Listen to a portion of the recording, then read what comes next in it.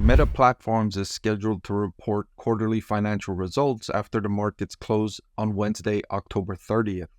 That has a lot of investors curious about Meta Platforms stock, asking if they should buy the stock before or after earnings.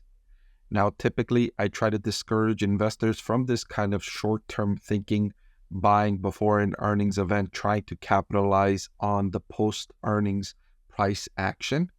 But I understand that many investors have this question, and I want to address the factors to consider when trying to make this decision. So in this video, I'll preview the things that investors should look for from Meta Platforms in the upcoming earnings release and answer that question surrounding the buy or hold or sell decision surrounding an earnings release. I want to thank the Motley Fool for sponsoring this video.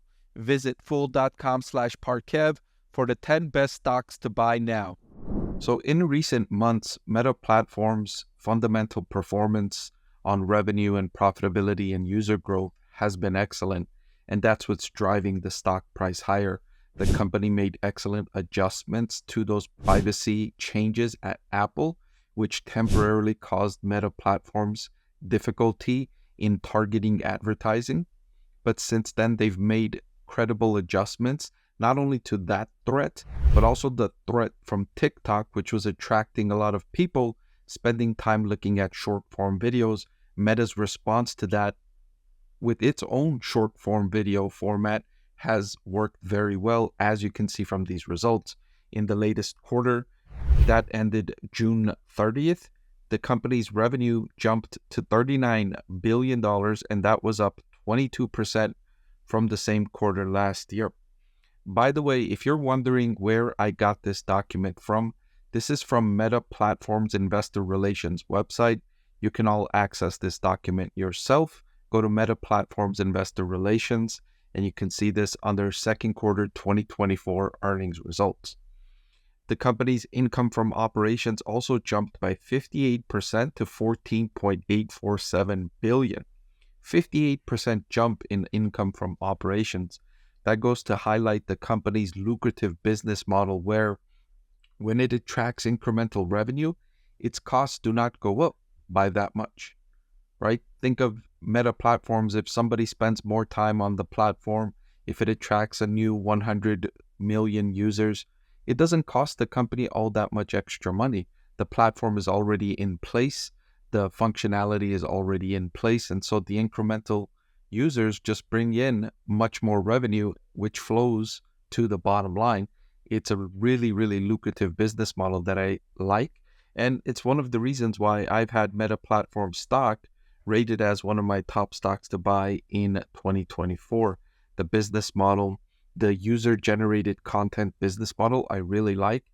And what I mean by that is the content that Meta Platforms generates revenue from, Meta doesn't create itself, right? It's people like you and me posting pictures and comments and engaging with the platform.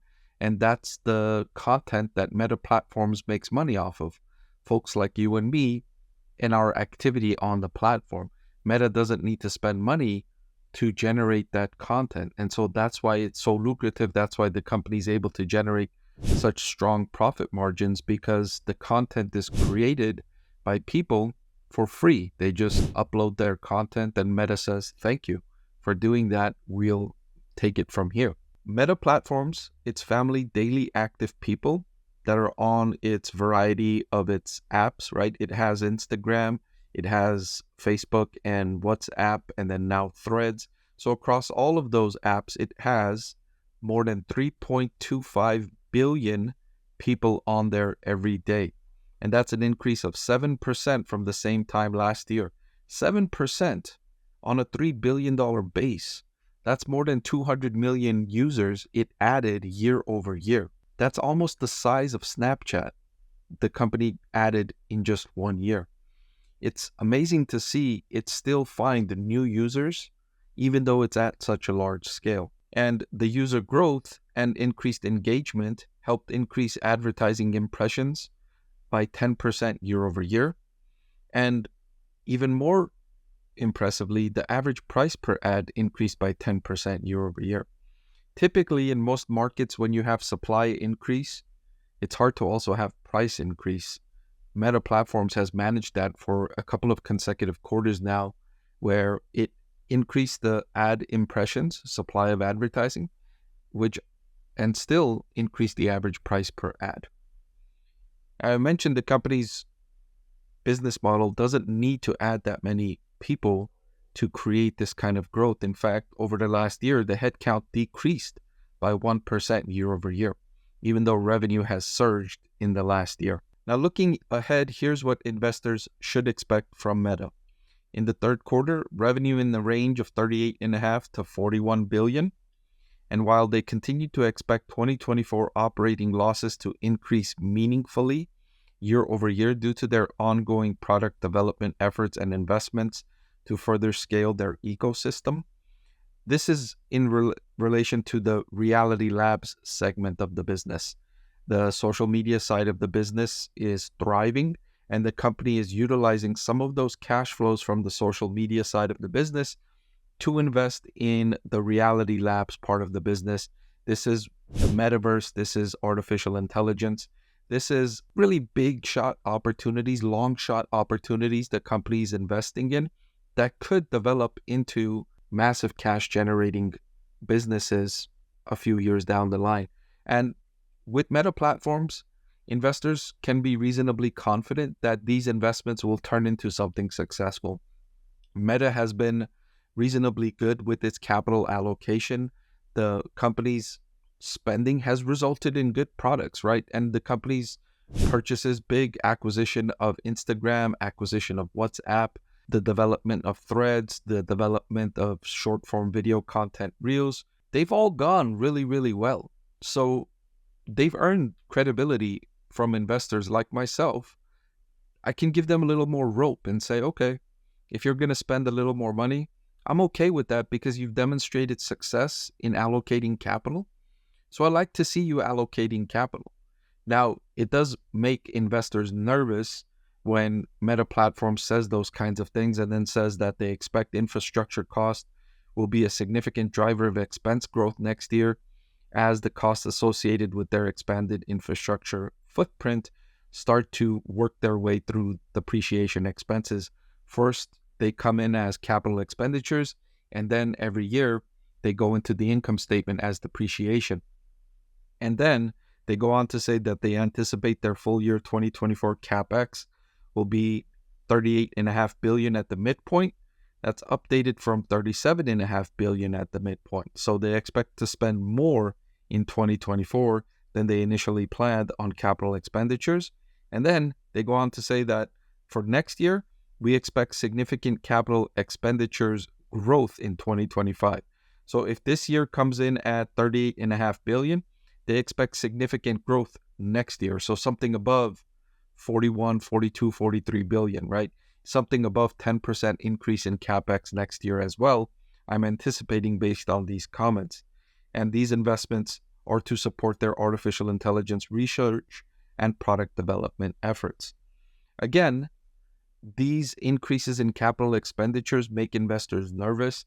This is the primary reason why Intel stock has been so under pressure, because they've increased their capital expenditures by so much. This is the reason why Micron Technology, one of the reasons why Micron Technology is also under pressure, large increases in capital expenditures to support AI. And by the way, a bulk of these investments are going to NVIDIA. These are going to NVIDIA for its Blackwell technology, its Hopper technology, to build out these AI optimized data centers. But there's a difference between a company like Intel, which has not demonstrated as much success in their capital expenditures in the last decade, compared with a company like Meta Platforms, which has demonstrated great success in their capital expenditures, in their operating expenses. They've been really good at this. They've generated great profit from their investment. Their return on invested capital has been strong. Now, Meta Platforms is trading at a forward price to earnings of 24. The valuation has increased substantially since January of 2023.